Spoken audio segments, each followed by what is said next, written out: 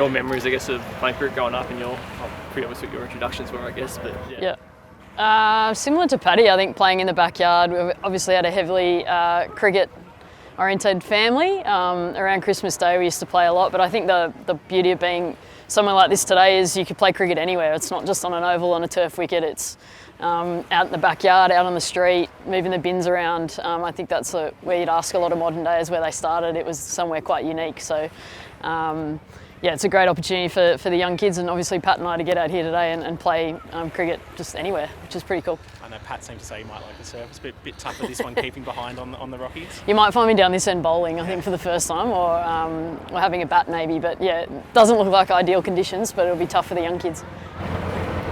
There's obviously a bit of uncertainty about where the World Cup's going to be in a month or so's time. Obviously, those decisions will be made by other people, but is that affecting your planning at all? You had the tour to Bangladesh, you were thinking about Bangladesh, and it might not be there now. Does that change things for you? Not really. I think we're pretty relaxed as a group about what it's going to look like. Obviously, there's bigger factors at play than putting a cricket tournament on in Bangladesh at the moment, and we'll leave that to the powers that be to decide. But I feel like we're so well balanced in the 17 players in particular that we get to choose from. Wherever the World Cup gets put, I think we're going to have the right squad to take it on. So we're obviously blessed that we went to Bangladesh and got a taste of those conditions, but wherever we get put, I think we'll be ready to adapt. So there's a no, DFAT's got a no travel notice on Bangladesh. Do you expect not to go?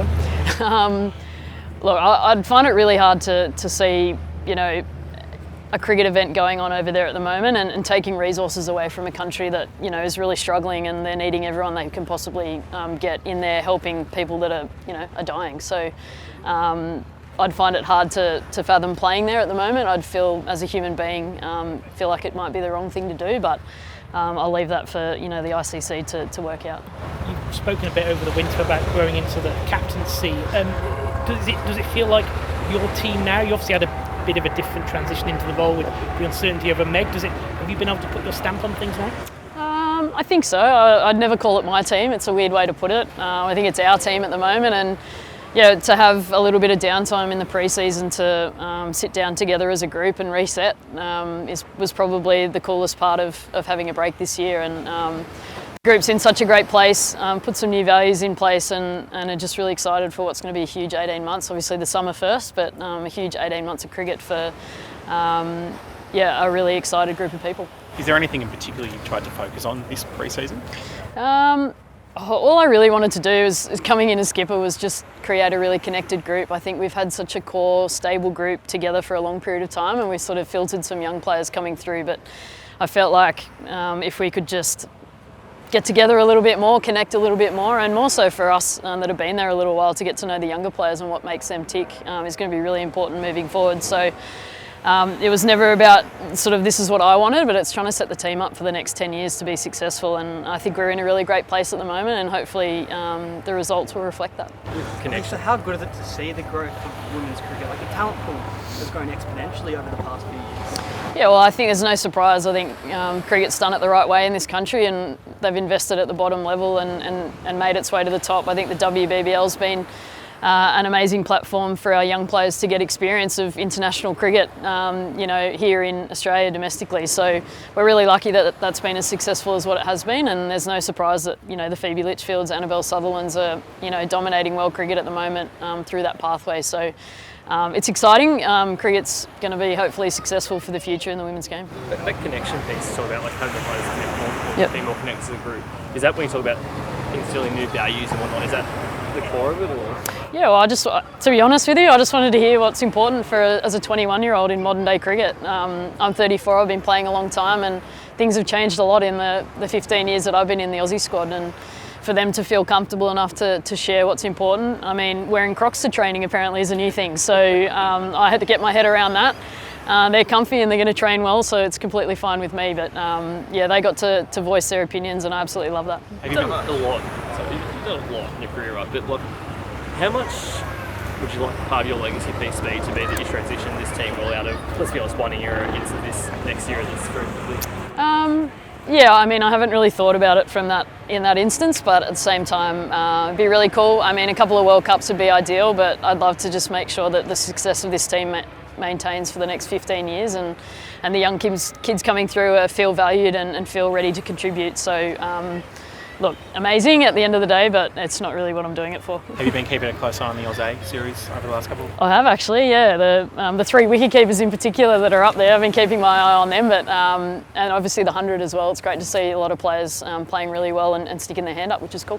We've seen more, just on the 100, seen more good crowds, particularly for the women's tournament over there. Yep. Does this summer coming up here feel like a big summer for that aspect of the women's game? Here you've got home Ashes, you've got a condensed WBBL. Is it time to sort of supercharge the crowds over here? I think so. I think it's time for crowds to just come back to cricket in general. I think it seemed to be a little bit of a hiatus after COVID and people coming back to sport, and I think we're seeing it in the winter codes. People are turning out in high numbers. NRLW is going really well. The State of Origin women went really well as well. Obviously we know about the Matildas, so for the WBBL to see some big crowds and obviously our home Ashes as well. We know how hostile that environment was in England last year, so it's a great opportunity for our fans to come out and show their support and give us a little bit of a hand, because we copped it a fair bit over there, and it's our turn to give it back.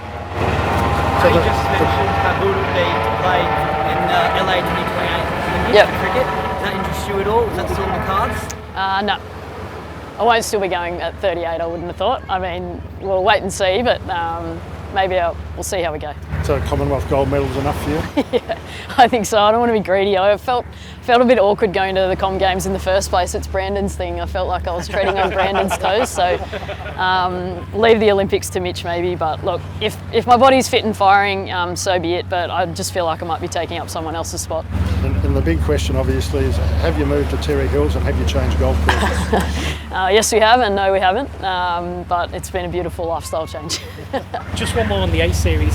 Taylor Valemi looks to be going really well. Yep. How exciting is that, given the point of difference she can provide to your attack? Well, I mean, you throw a Tay and a Darcy Brown into your side, and obviously having them at the same time really helpful. But if you're able to rotate them through a T20 World Cup or an Ashes series and have genuine pace at one end, knowing the all-rounders that we've got, it's a huge advantage for our team. So I know they're nursing the both of them to get to the summer, but it's nice to see Tay back out there playing some good cricket, and our fast bowling depth's a really strong one for us at the minute, so hopefully they can just keep staying on the park. Is Darcy on track for the World Cup? I think so, from all reports. I'm not head of Triple SM, so I don't really know, but I saw her up in Brisbane training last week, so hopefully everything's on track.